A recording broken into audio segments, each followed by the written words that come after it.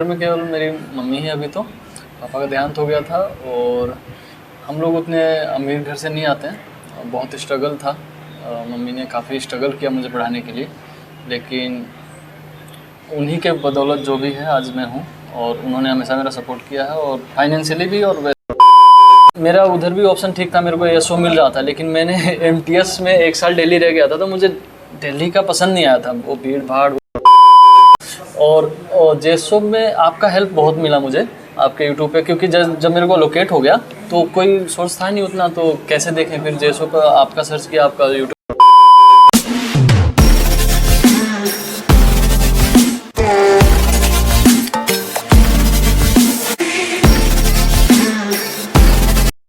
नमस्कार दोस्तों, कैसे हैं आप सभी। उम्मीद करता हूँ आप लोग बहुत अच्छे होंगे और आप लोग की तैयारी बहुत अच्छी चल रही होगी। मैं आलोक सिन्हा आप सभी का स्वागत मेरे यूट्यूब चैनल द एस्पायरेंट में करता हूँ। जैसा कि थंबनेल से देख के आपको पता चल गया है, आज एक नया इंटरव्यू सेशन है और हमारे साथ हैं रवि जी। रवि जी के बारे में थोड़ी सी बातें बता देता हूँ कि इन्होंने अपना कैरियर स्टार्ट किया था ग्रुप डी से, और 2022 में इनका सिलेक्शन हुआ है डब्ल्यूओ के पोस्ट पे, जो कि एसएससी की एकमात्र ग्रेजुएटेड पोस्ट है। तो और अभी ये काम कर रहे हैं जेएसओ पे, मेरे साथ जेएसओ पोस्ट पे वर्क कर रहे हैं। साथ में इन्होंने एमटीएस पे भी काम किया है, तो बहुत कुछ है इनके जानने के लिए। सबसे पहले रवि जी, स्वागत है आपका। Thank you. तो रवि जी की तरफ जाने के पहले मैं थोड़ी सी बातें उन लोगों के लिए बता देता हूँ जिनको ये पता नहीं है कि आप डब्ल्यूओ बन कैसे सकते हैं, जेएसओ बन कैसे सकते हैं। तो एसएससी सीजीएल का भाई एग्जाम होता है। एसएससी सीजीएल में पहले प्री होता है, प्री क्वालिफाइंग होता है, आप उससे पास करके मेंस में जाते हैं, और मेंस के बाद मेंस में आपका सिलेक्शन होता है। मेंस में जाने के बाद आपको इंग्लिश, मैथ, जीएस, रीजनिंग, साथ में कंप्यूटर, टाइपिंग, ये सब का एग्जाम देना पड़ता है। इसमें आपका जितना आप मार्क्स स्कोर करते हैं, साथ ही में डब्ल्यूओ बनने के लिए एक पेपर होता है अकाउंट्स का, और जेएसओ बनने के लिए एक पेपर होता है स्टैटिस्टिक्स का। और बाकी आप लोग मेरे चैनल को देख रहे हैं तो आपको पता होगा कि आप यहाँ तक कैसे पहुँच सकते हैं। तो चलो अब जल्दी से आते हैं वापस रवि जी के साथ। जैसा कि मैंने आपको इनके बारे में बताया कि 2022 में इनका सिलेक्शन डब्ल्यूओ के पोस्ट पे हुआ, और अभी ये जेएसओ के पोस्ट पे काम कर रहे हैं। तो रवि जी, थोड़ा सा ब्रीफ इंट्रोडक्शन यदि आप अपने बारे में बताएं, अपने घर वालों के बारे में बताना चाहें तो। मैं चंपारण बिहार से हूँ। मेरे घर में केवल मेरी मम्मी है अभी तो। पापा का देहांत हो गया था और हम लोग उतने अमीर घर से नहीं आते हैं। बहुत स्ट्रगल था। मम्मी ने काफ़ी स्ट्रगल किया मुझे पढ़ाने के लिए, लेकिन उन्हीं के बदौलत जो भी है आज मैं हूँ। और उन्होंने हमेशा मेरा सपोर्ट किया है, और फाइनेंशियली भी और वैसे मेंटली भी। तो यही था। तो जैसा कि रवि जी आपने मुझे अपने बारे में विस्तार से बताया, तो फादर इनके नहीं हैं और साथ ही में माँ ही ने इनकी सारी पढ़ाई की है। तो बहुत मुश्किल सफ़र रहा है इनका भी, और इतना आसान होता नहीं है। जब आप एसएससी की तैयारी करते हैं तो नॉर्मल आप मिडिल क्लास फैमिली से या लोअर मिडिल क्लास फैमिली से ही आते हैं। तो थोड़ा सा मैं आपके एजुकेशनल बैकग्राउंड पे जानना चाहूँगा कि आपने ग्रेजुएशन कब किया, किस स्ट्रीम से किया, फिर आप कैसे कैसे सीजीएल के बारे में कैसे तैयारी की। जैसा कि आपने ग्रुप डी में भी काम किया, और साथ ही में जॉब में रहते हुए भी आपने पढ़ाई की। तो इन सब विषयों पे थोड़ा विस्तार से बताना चाहिए। जी, मेरा ग्रेजुएशन 2018 में हुआ। मैंने साइंस से किया है, फिजिक्स, केमिस्ट्री, मैथ, पास कोर्स था बीएससी का। और 2018 में जब मेरा ग्रेजुएशन हो गया, उससे पहले मैंने कोचिंग कर लिया था खैर एसएससी का, लेकिन फुल फ्लेज तैयारी नहीं हुई थी। उसकी तैयारी मैंने 18 से ही शुरू करी थी। 18 में जब तैयारी शुरू करी तो उस समय मेरे पास 3 एग्ज़ाम थे। सीजीएल प्री था, और सीजीएल प्री के साथ मेरा राजस्थान एलडीसी और ग्रुप डी था। मैंने तीनों दिए, काफ़ी मेहनत करी थी मैंने, तो तीनों पास हो गए थे। फिर लेकिन सीजीएल के मेंस में भी टाइम था, और प्लस जो ये प्री है ग्रुप डी का और वो एलडीसी का, ये दोनों क्वालिफाई हो गया। प्री का इनका तो दोनों क्वालिफाई हो गया था। फिर मैंने ग्रुप डी ज्वाइन किया था, राजस्थान एलडीसी ज्वाइन नहीं करी थी। और फिर उसके साथ ही मतलब ग्रुप डी लगने के बाद भी, एक तो ग्रुप डी में काम कितना गंदा होता है आपको पता है, तो पढ़ाई छोड़ी नहीं कभी, क्योंकि अगर पढ़ाई छोड़ देता मैं कहाँ गुम जाता मुझे पता भी नहीं चलता। तो उसमें पढ़ाई करता रहा, फिर आगे करा।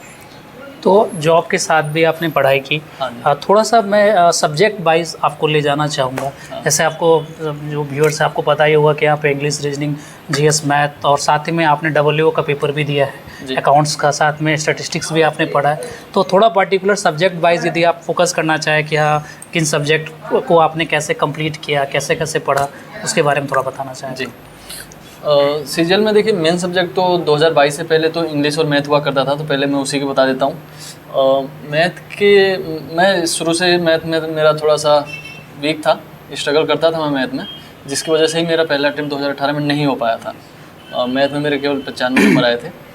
तो उसके बाद कोविड लॉकडाउन वगैरह लगा और मैं रेलवेज़ में था, तो लॉकडाउन की वजह से मेरे को काफ़ी हेल्प मिली। तो मैंने मैथ उस समय स्ट्रॉन्ग किया था, पिनेकल लगाई थी। उससे पहले मैंने राकेश यादव की करी थी और जहाँ क्लास करा था वो उसका भी करा था, लेकिन अच्छे से मैंने फिर पिनेकल उस समय लगाया था, नया नया लॉन्च हुआ था पिनेकल उस समय। तो मैथ वहाँ से मेरा ठीक हुआ, उसके बाद प्रैक्टिस करता रहा। और इंग्लिश के लिए मैंने न्यूज़पेपर पढ़ा पूरा 3-4 साल से, कभी न्यूज़पेपर बंद ही नहीं किया था। 3-4 साल आपने न्यूज़पेपर रीडिंग की? जी। उसके अलावा नीतू सिंह मैम का, और मैंने एक क्लास ली थी उनके क्लास नोट्स और MB ये सारे किए हैं। इनके वोकेब भी किए हैं और इनके वो ग्रामर पोर्शन भी किया और एडिटोरियल वगैरह भी। और उसके बाद क्या बचता है, रीजनिंग नॉर्मल हो गया था, रीजनिंग में तो उतनी दिक्कत आती नहीं है। जीके मेरा ओके है, मैंने NCERT करी है बस। और उसके बाद स्टैटिक्स का मैंने जो पढ़ा था वो, और एग्ज़ाम के लिए मैंने कुछ स्पेशल तैयारी नहीं किया क्योंकि मैं उस समय MTS इनकम टैक्स दिल्ली में था, तो मुझे उतना टाइम नहीं मिलता था। तो मैं 2-3 चैप्टर जो मेरे को लगते थे कि आसान है वो कर लिया था, उससे पासिंग मार्क्स हो गया था, तो सब ठीक हुआ। उसकी वजह से मेरे को जॉब अभी जैसो हूँ उसी वजह से। पर बात रही अकाउंट्स की और इकोनॉमिक्स की, तो अकाउंटेंसी और इकोनॉमिक्स मिला के 200 नंबर का पेपर होता है, जिसमें से 120 नंबर की इकोनॉमिक्स आती है और 80 नंबर का अकाउंटेंसी आती है। तो उसके लिए मैंने अलग से पढ़ाई नहीं करी थी। तेज प्रताप सर का आता है, वो बहुत कंसाइज वे में बहुत शानदार तरीके से पढ़ा रखे हैं, जो आराम से 10 घंटे में भी हो जाता है कोर्स उनका पूरा। तो मैंने उसको 2-3 बार कर लिया था, वहीं से मेरा काम हो गया था। उसमें मेरे 150 के राउंड मार्क्स आ गए, तो काफ़ी अच्छा हो गया था। तो 150 मार्क्स डब्ल्यू में बहुत अच्छा मार्क्स होता है, और साथ ही में इनका रैंक भी बहुत अच्छा था। 98 रैंक इनको था डब्ल्यू में, ऑल इंडिया रैंक 98 था। तो भाई उसके लिए, और इनको मैं चाहूँगा कि जो डिज़ायर्ड लोकेशन है, अब ये एलोकेशन होने वाला है आप लोगों का, तो जहाँ भी ये चाहते हैं भगवान करे इनका हो जाए। और 150 नंबर और 98 रैंक ये बहुत छोटी बात नहीं होती है, क्योंकि जैसा कि आपने बताया कि आपने साइंस से पढ़ा है, तो ना आपका इकोनॉमिक्स उतना अच्छा होगा, ना अकाउंट्स अच्छा होगा, स्टैट आपने थोड़ा बहुत पढ़ा होगा, तो इन सब के साथ आपने ये चीज़ मैनेज की है, बहुत बड़ी चीज़ होती है। तो अब जैसा आपने बताया कि आपने डब्ल्यू भी आपका सिलेक्शन हुआ है, आप जैसो काम कर रहे हैं, और फिर आपने ग्रुप डी में भी काम किया, आप MTS भी लगे हैं, तो थोड़ा सा मैं आपको ले जाना चाहूँगा, चूँकि ज़्यादा लंबा वीडियो जाएगा तो फिर मज़ा नहीं आएगा देखने वाले को। थोड़ा सा आप यदि अपने जॉब एक्सपीरियंस के बारे में बताना चाहें हमें, जैसे ग्रुप डी में आपका क्या एक्सपीरियंस रहा, क्या काम करते थे आप, उसके बाद फिर MTS जब आप गए, चूँकि MTS एक बहुत डिज़ायर्ड पोस्ट होती है और सबसे ज़्यादा बच्चे MTS के फॉर्म भरते हैं, 60-65 लाख हर ईयर वैकेंसी अब बहुत कम होती जा रही है। तो MTS के बारे में थोड़ा आप बताएं कि क्या काम होता है, जो कि MTS के में भी लोगों का ये कहना है कि टेबल वूल साफ़ करना पड़ता है या पानी लाना पड़ता है, जो कि बिल्कुल गलत है, ऐसा होता नहीं है। तो इस बारे में थोड़ा बताएं। फिर आप JSO के बारे में, JSO के बारे में भी बहुत सारी भ्रांति है, फील्ड वर्क है, और आपने डब्ल्यू चुना है, डब्ल्यू में भी बहुत ज़्यादा फील्ड वर्क है, आपने क्यों चुना डब्ल्यू को, क्यों प्रेफर किया, इन सब बारे में थोड़ा आप यदि बताना चाहें। जी, शुरू करता हूँ ग्रुप डी से। मेरा पहला जॉब था। फाइनेंशियल कंडीशन ठीक नहीं थी, तो मुझे जॉब तो करना था, मेरे पास कोई और ऑप्शन नहीं था, जॉब करते हुए मुझे पढ़ाई करनी थी। तो मैंने ज्वाइन कर लिया था।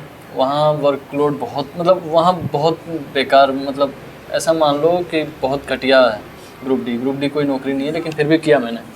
और 2 साल था मैं उसमें आपको बता दूं, 2 साल रहा मैं, 2019 से 2021 तक। फिर उसके बाद मेरा MTS में हो गया था, तो मैं छोड़ के आ गया MTS के लिए। ग्रुप डी में मुझे लगता है कि आप सर ट्रैकमैन थे। हाँ। तो ट्रैकमैन का थोड़ा सा वर्कलोड थोड़ा ज़्यादा होता है, बाकी और भी बहुत सारे ग्रुप डी में हैं, वहाँ पे आप थोड़ा सा कम जो भी ऑन रोड नहीं, जो भी लाइन से जुड़ा है, हाँ, उसका हालत ख़राब है, और मोस्टली उन्हीं की पोस्टें होती हैं उसमें। अच्छा। लेकिन ठीक है, पहली नौकरी थी, क्या सही कर बात सकते है। थे। मतलब बहुत लोग ये भी है कि भाई ये जॉब भी बहुत डिज़ायर्ड जॉब होती है, क्योंकि एक आपको एक सिक्योरिटी देती है सरकारी जॉब की। जी।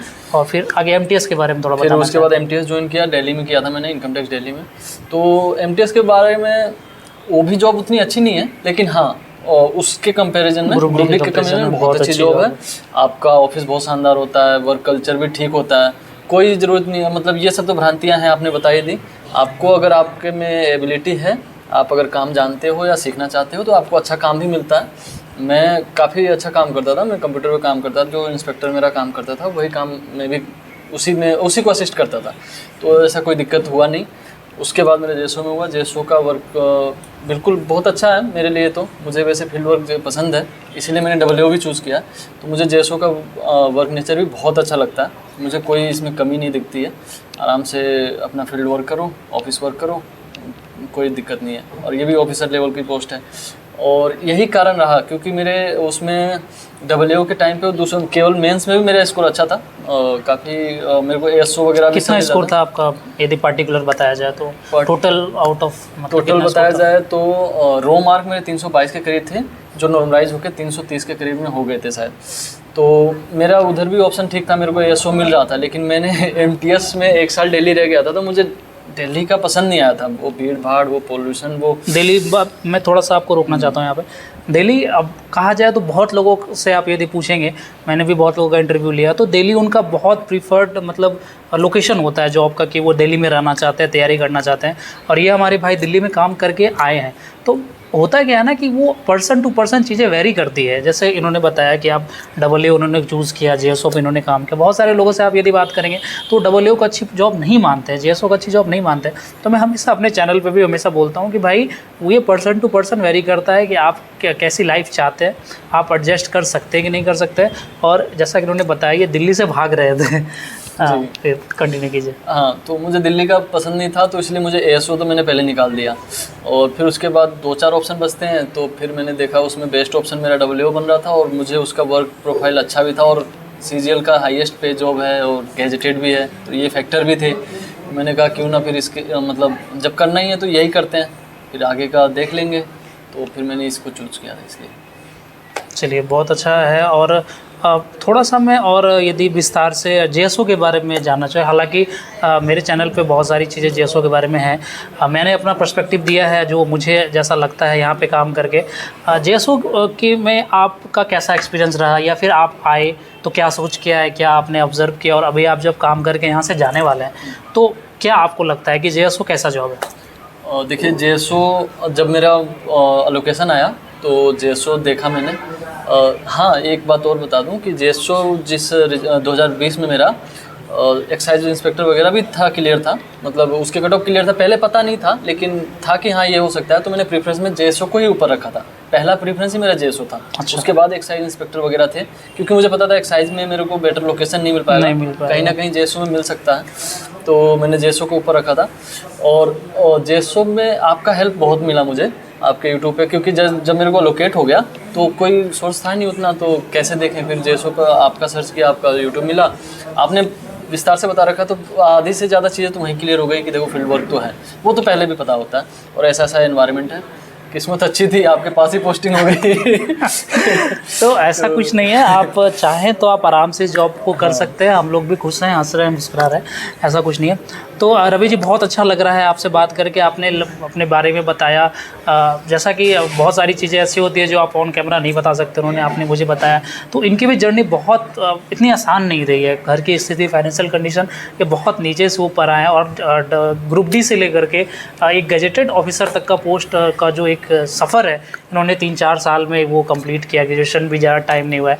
तो आपकी जर्नी बहुत ज़्यादा इंस्पायरिंग है, और मुझे लगता है कि जो भी अब बहुत लंबी चीज़ें तो मैं सारी चीज़ें नहीं डाल सकता यहाँ पे, क्योंकि इंटरव्यू ज़्यादा बहुत लंबा हो जाएगा। लेकिन फिर भी जो सब चीज़ें आपने बताई वो बहुत अच्छा लगा जान करके। आपने कैसे तैयारी की, क्या आपका फैमिली बैकग्राउंड था, कैसे आपने ग्रुप डी से फिर एमटीएस से फिर देन जेएसओ से फिर डब्ल्यू।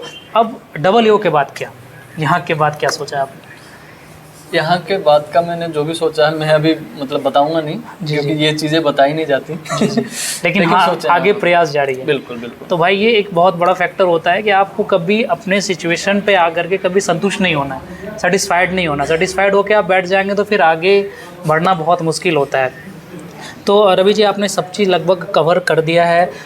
थोड़ा सा आप यदि अभी जो बच्चा तैयारी कर रहा है, या जिसने सीजीएल अभी ज्वाइन किया है, उसको पता नहीं कैसे तैयारी करना है, या फिर जो लगातार इतने दिन से पढ़ाई कर रहा है, उसके एग्ज़ाम्स क्लियर नहीं हो रहे हैं, तो आप क्या लास्ट में कहना चाहेंगे जो बंदा मोटिवेटेड हो और वो लग सके और वो कुछ कर जाए? मैं टारगेट करूंगा जो फ्रेशर हैं उनको, उन्हीं के लिए बोल रहे हैं। हाँ, फ्रेशर भी है, बहुत सारे लोग ऐसे भी होते हैं जो लगातार तैयारी कर रहे हैं, जो 4 साल से उनका नहीं हो रहा है, प्री में फेल कर जा रहे हैं, मेंस में फेल कर जा रहे हैं, और कभी मेरिट नहीं बन पा रहा है। तो उन सब लोगों के लिए आप क्या बोलेंगे कि कैसे तैयारी करते रहें और जो भी उनका डिजायर्ड पोस्ट है जो वहाँ तक पहुँच पाए? जो फ्रेशर्स हैं उनको तो मैं ये कहना चाहूँगा कि आप लोग अभी फ्रेशर हो, अभी बहुत अच्छा मौका है। सिलेबस चेंज भी हुआ है शायद 2024, ये लास्ट सीजीएल है, अगला सीजीएल तो होगा भी नहीं, अगले सीटी आ रहा है। तो आप लोग जो भी अपना बेसिक कर रहे हो वो पूरा करो, और काफ़ी अच्छा कर दिया सिलेबस। पहले पूरा लक फैक्टर हुआ करता था, डिस्क्रिप्टिव हुआ करता था, और एक लंबा प्रोसेस था, 4 से 5 पेपर होते थे। लेकिन अभी आपके हिसाब से बिल्कुल आसान कर दिया। मेंस में बैठो, केवल प्री भी क्वालिफाई कर दिया, तो बहुत आसान है। आप रीजनिंग, इंग्लिश, मैथ, इन तीनों पे अगर पकड़ बना लेते हैं, और थोड़ी बहुत जीके भी अगर अच्छी आ जाती है, 30+ मार्क्स आ जाते हैं, तो आपका आराम से हो जाएगा। और ये कोई मुश्किल नहीं है, क्योंकि पहले डीप जाता था क्वेश्चन, अभी कोई डीप नहीं जा रहा। और केवल PYQ अगर कोई कर लेता है तो मेरे को लगता है मोर देन सफिशिएंट है। कहीं नहीं जाना, पिनेकल की किताबें लगा लो, उसकी बेसिक थ्योरी कहीं से पढ़ के पिनेकल लगा लो, सारे सब्जेक्ट की सफिशिएंट है, बहुत मोर देन सफिशिएंट है। इंग्लिश में थोड़ा वोकेब पे ज़्यादा ध्यान देना पड़ेगा, क्योंकि उसमें कॉम्प्रहेंसिव पार्ट ज़्यादा अच्छा आता है, RC वगैरह, तो और मेजर पार्ट भी वही आता है। और CGL में देखा जाए तो अभी सबसे ज़्यादा वेटेज इंग्लिश का ही है, सिलेक्शन में सबसे ज़्यादा वेटेज इंग्लिश का है। तो इंग्लिश को आप नेगलेक्ट नहीं कर सकते, आप अब नहीं छोड़ सकते। 45 क्वेश्चन मेंस में, 135 नंबर का है। और जो रिपीटर्स हैं उनसे मैं ये कहना चाहता हूँ कि आपकी तैयारी हो गई है, ऐसा नहीं है कि आपकी तैयारी नहीं हुई है। लेकिन आपको भी पता है, और ज़्यादातर लोगों को पता होगा कि CGL में लक भी बहुत काम करता है। एग्ज़ाम का डे कैसे जाता है, आपने पूरी साल मेहनत करी, लेकिन एग्ज़ाम के डे, मेरे 3-4 दोस्त ऐसे हैं जिनका मतलब मेरे से भी अच्छी तैयारी कह सकते हैं कि मेरे से भी अच्छी तैयारी है, लेकिन एग्ज़ाम डे में ऐसा कुछ हो गया कि वो नहीं कर पाए। मॉक में उनका इतना अच्छा आ रहा, सब आ रहा, लेकिन नहीं हो पाया। तो ये एक लक फैक्टर भी है। तो इसका मतलब ये नहीं कि आपकी तैयारी में कुछ कमी है। आप दिन पर दिन अपना मतलब शार्प करते जाओ, लेकिन अपना सेल्फ डाउट कभी मत आने दो। तैयारी करते रहो, अपने आप किसी ना किसी दिन बैठ जाना है, और जो लगा रहता है उसका बैठता ही है। CGL कोई इतनी बड़ी एग्ज़ाम भी नहीं है, इतना हार्ड भी नहीं है। तो जैसा कि इन्होंने बताया, मैं थोड़ी सी बात और आगे लेके जाता हूँ। आपके सामने बहुत सारे एग्जांपल्स होते हैं, अपने आसपास के एग्जांपल्स को देखिए। रवि जी के बारे में देखिए, रवि जी ने ग्रुप डी से स्टार्ट किया। मैं बिल्कुल नहीं बोल रहा हूँ ग्रुप डी मतलब अच्छी पोस्ट नहीं है, या बहुत सारे लोग ऐसे हैं जो इस एग्ज़ाम को भी पा लेते हैं, और ये बहुत हाई डिमांडिंग पोस्ट है। लेकिन ग्रुप डी से लेकर के 1800 ग्रेड पे से लेके 4800 ग्रेड पे तक पहुंचना, और विद इन 2-3 ईयर्स के अंदर पहुंचने बहुत बड़ी चीज़ होती है। तो आपके सामने रवि जी का एग्जाम्पल है, आपके सामने मेरा एग्जाम्पल है। मैंने भी बहुत लंबा तैयारी किया है, 2011-12 से मैं इसमें था, और जाके 21-22 में मुझे सिलेक्शन, 2019 CGL में मेरा सिलेक्शन हुआ। तो 4 जॉब मेरे पास है, 4 जॉब इनके पास भी है। तो आपका एक लेवल आ चुका है, और एक जब आपका लेवल आ जाएगा ना, तो जैसे आपके पास भी 4 जॉब हो गए, मेरे पास भी 4 है, तो वो हो जाता है, वो ऑटोमेटिकली आप एक से बेहतर एक करने लगेंगे। तो बिल्कुल भी डिमोटिवेटेड नहीं होना है। आप जो कर रहे हैं, आप हर दिन देखिए कि कहाँ पे आपको ऐसा लग रहा है कि कुछ कमी है, उन कमियों को दूर कीजिए और लगे रहिए। जो आदमी लगा रहता है ना, उसका हो ही जाता है, चाहे वो रवि हो, चाहे आलोक हो, चाहे आप हो।